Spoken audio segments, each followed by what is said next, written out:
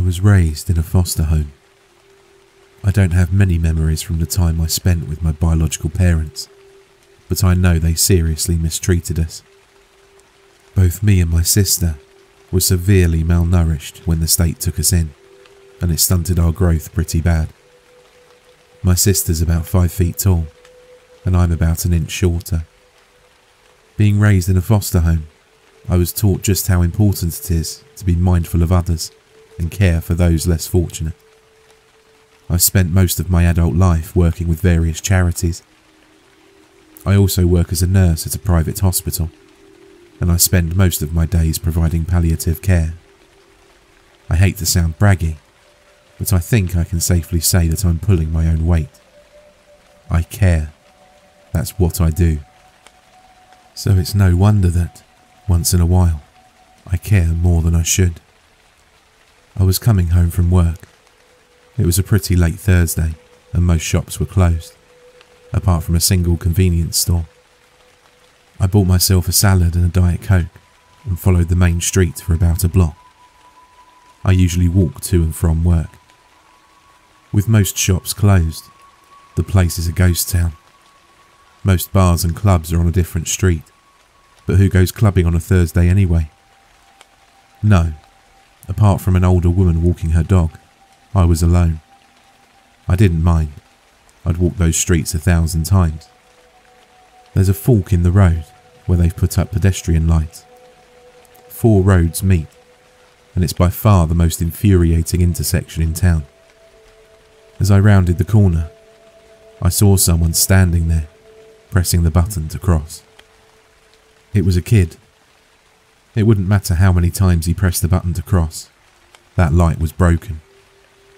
But he just stood there, crying, pressing the button. There wasn't a single car on the road, but you know how kids are. He was about 7 years old, with Asian features and a pale complexion.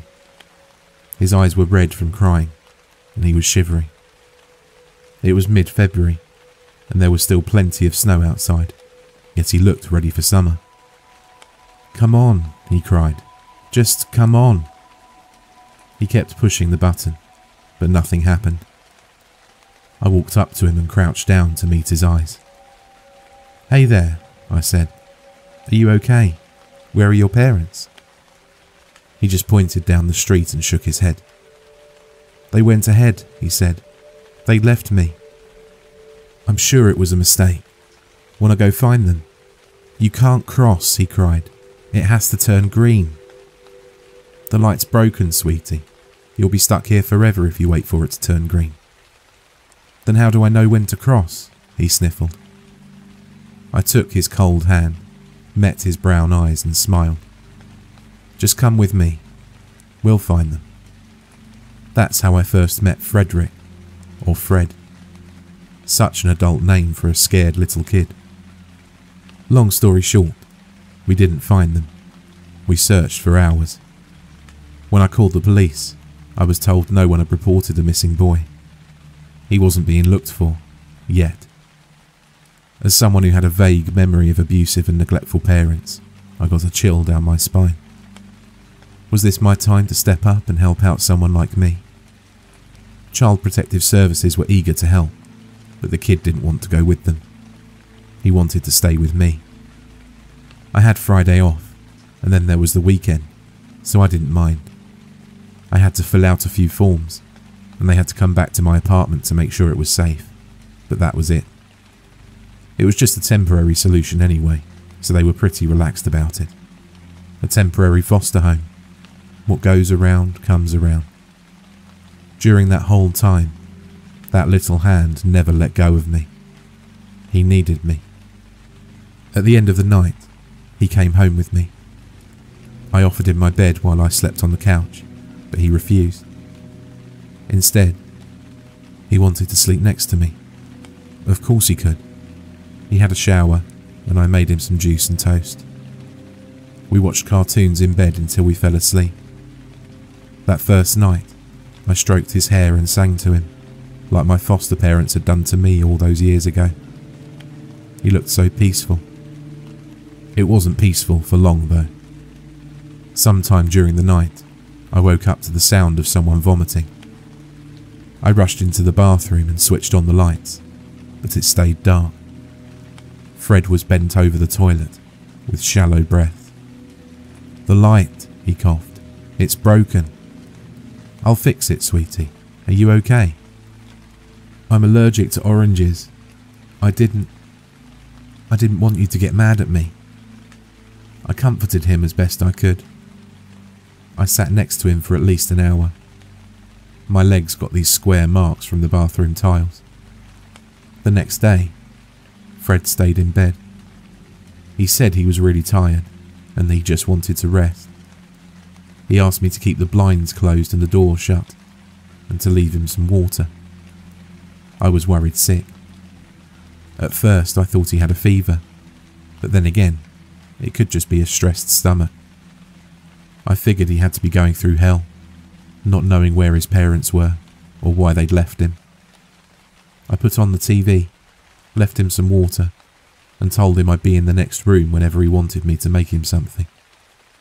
He stayed in bed until at least 6 p.m, all day. When he finally got up, he seemed in much better spirit, and he munched down a plate of sausage and macaroni in an instant. He was so much more cheerful.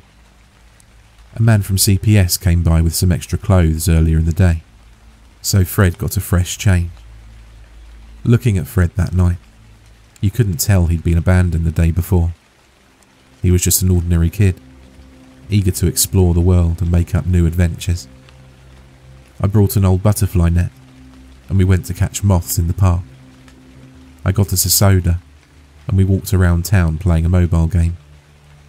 We were about to head back at 9 p.m, but Fred wanted a last walk by the monkey bars before we went home. I caved. We took the long route back home, so we'd walk past the monkey bars. Fred was way too happy for a kid who just lost his parents, but then again, maybe it wasn't that much of a loss. There was another kid playing at the monkey bars. He was maybe a year older, with shoulder-length strawberry blonde hair. I thought it was a girl at first, but Fred seemed to know him. "Mum," Fred called. "It's Derek. Can I play with him?" Mum? I was already Mum. I didn't want to correct him, but that word hit me like a brick. Dumbfounded, I just nodded. Of course he had friends, but they were out way too late for kids this young. The two of them laughed and played until well past 10 p.m, when I convinced them it was time to go. They could play again tomorrow. It was too late. We got home. I drank a glass of orange juice, and we turned in for the night. The next day, I woke up at 11 a.m. I'd slept for almost 12 hours. The kind of sleep where, when you wake up, you barely know who you are anymore. I had an explosive headache, and I stumbled into the bathroom. I barely even thought about where Fred was. The bathroom light was still broken. My headache was so bad that I threw up. I tried my best to clean it up in the dark, but it was hard. The smell remained even after a shower. I came out into the living room to find Fred and his friend Derek playing. Derek had brought a tablet, and they were taking turns looking at online videos. They'd covered the windows to darken the room, and made a blanket fort. Before I even got the time to question it, Fred hugged me. "I made you lunch," he said. "It's in the fridge. I didn't want to wake you." I kissed his head and checked my phone. 4 missed calls, all from CPS. I opened the fridge, but the light didn't turn on. I could barely see anything. The fridge was still running. It was cold, but the light was busted. With the covered windows and no other lights on, it was almost impossible to see what he'd made. Using my phone as a flashlight, I found a plate of ham and cheese sandwiches. Then, as I closed the fridge, I noticed 2 shining eyes looking back at me. Like the eyes of a cat, reflective, before they disappeared into the blanket fort. I barely had the time to register it before Fred interrupted my thought. He was standing in front of me, hands behind his back, looking worried. "Are you okay?" he asked, rocking back and forth. I'm fine, I lied. It's just, the light is broken. The light is broken, snickered Derek from the blanket fort. Is Derek allowed to be here? I asked. We should call his parents. They're working, said Derek from the fort, but okay.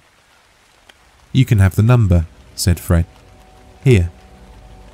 He scribbled it on a post-it and handed it to me. The kids were so eager to get back to playing that I didn't know how to handle it. I called Derek's parents. They said everything was fine and he could stay as long as he wanted. They didn't ask any follow-up questions, and they barely even cared about who I was or where I lived.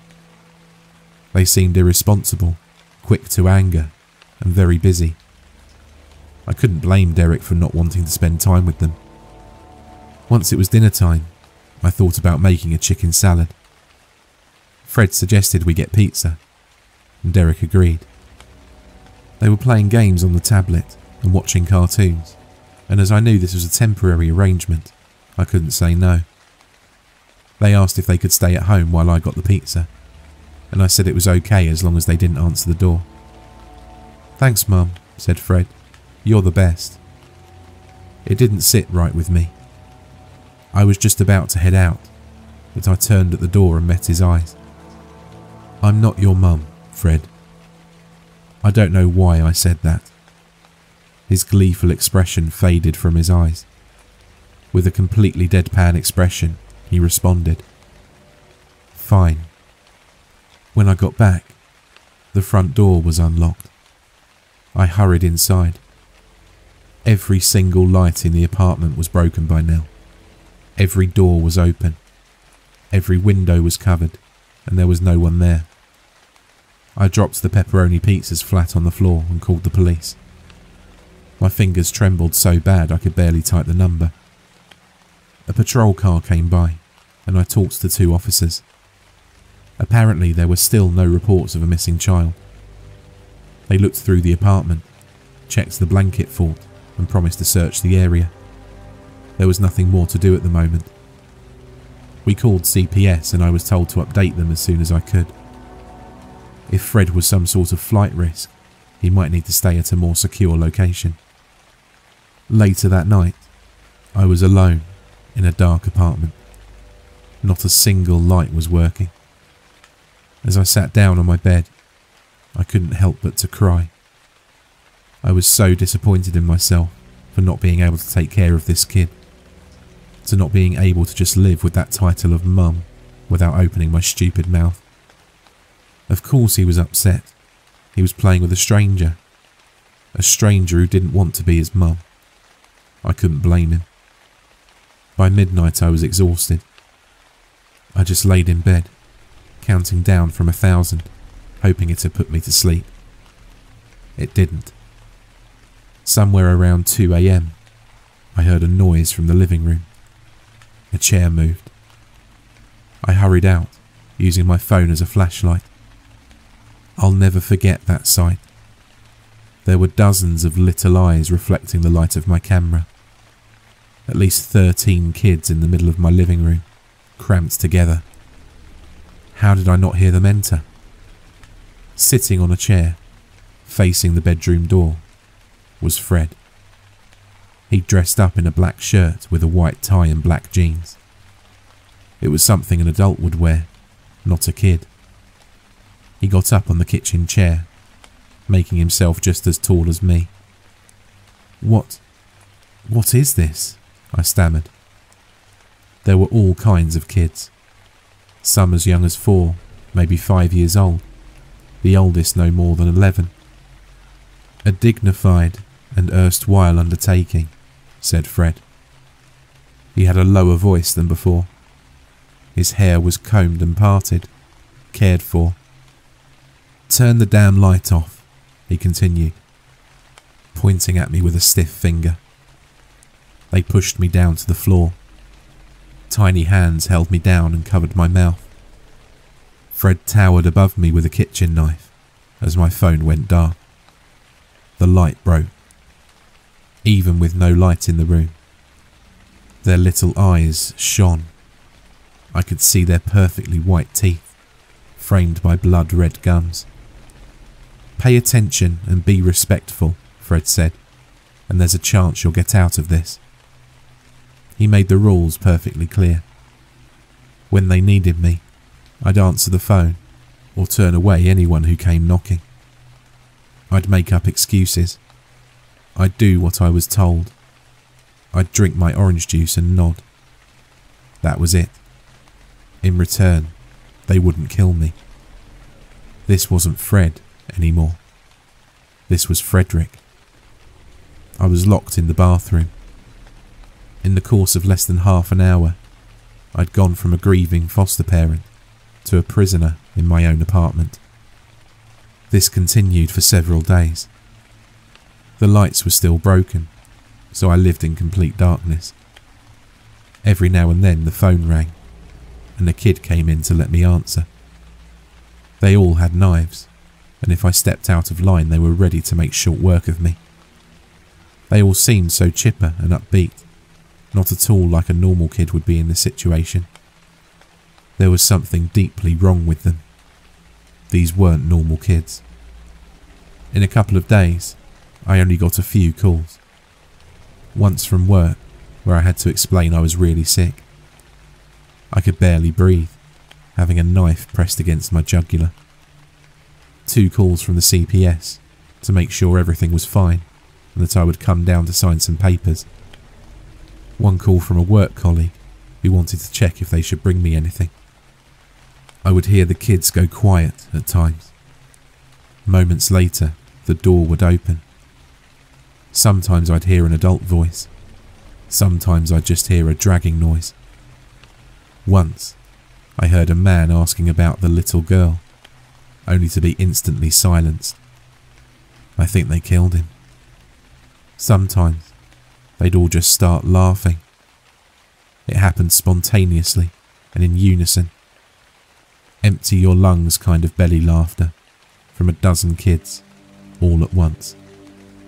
Some of them wouldn't even laugh. They'd shriek and stomp. The apartment started to smell after just 2 days. I was given orange juice and sandwiches, but that was it. I stopped drinking the orange juice after I realised it smelled funny. I think they drugged it. I drank water from the tap instead. I was going mad imagining what they were doing out there. A few hours before dawn, I'd hear them leave the apartment. Maybe they thought I was asleep, but I was convinced they didn't leave more than 1 or 2 kids behind to guard me. One of these mornings, I finally worked up the courage to try and break out. They always had kids stationed outside to guard me, but I was usually drugged up and asleep during the daytime. This time, when I'd skipped the orange juice, I was fine. When I finally worked up the courage to peek outside, I realised there was no one there. The bedroom was empty. I peeked into the living room. Clouds of flies exploded as I opened the door. The smell stunned me. From just a quick peek, I could see body parts scattered on the floor. A pile of wet clothes by the half-open broken fridge. A torso propped up in the hallway, used as a knife block. Post-it notes with smileys and flowers on the kitchen counter. Bloodless, naked legs poking out of the blanket fort like stacked firewood. Cigarette butts were scattered around the kitchen area, sharing the space with maggots. Still, all that gore, and barely a drop of blood spilled. Frederick was in the middle of the room, levitating, 2 feet off the ground, motionless, as if hung from an invisible string, eyes closed. He didn't breathe. His white tie spattered with red, his hair thick and unkempt, long canines poking out from his drooping lower lip. My mind broke. As my body relapsed into a panic, I burst through the bedroom door in a sprint. I couldn't hear Frederick's footsteps, but I knew he was right behind me. "Mum," he laughed. "Mum, wait." I slammed myself through the front door and into the sunlight. As I turned around, he was gone. A black shirt, white tie, and a pair of black jeans laid empty in the hallway. The light broke him. The police didn't know what to make of it, and there was even talks of bringing up charges against me, as if I'd made up the story about the kids in the first place. They're still discussing it, but I'm not the main suspect. There were cameras who caught the victims walking into my apartment on their own. There wasn't a single captured image of any of the kids. Not even Fred. Not even when I knew he was right next to me, holding my hand. Still, there were plenty of witnesses. There had been kids there, no matter what the camera said. But it was hard to explain. I moved out in mid-March, and I'm living at an undisclosed location. The newspapers don't know what to call these murders, and the sheriff's office has forbidden me from leaving the state. I don't know if you've even heard about it. Most haven't. I think there was a blurb about it in a local paper. I thought 4 dead people would be a bigger deal, but apparently there are unclassified deaths all the time. Funny how they'd lump this in the same category as someone getting crushed by a vending machine. But for the past few nights, I've been getting a bad feeling. It started as just a feeling, at least, but there's more to it. I think Fred and his gang are still out there to some capacity. I've started noticing little flowery post-its at work. Some light switches needing an extra push. Or just like the other night. I was going to watch a movie, so I got a Coke from the fridge. Then and there, the light broke. And I swear, I heard a goddamn giggle outside the window.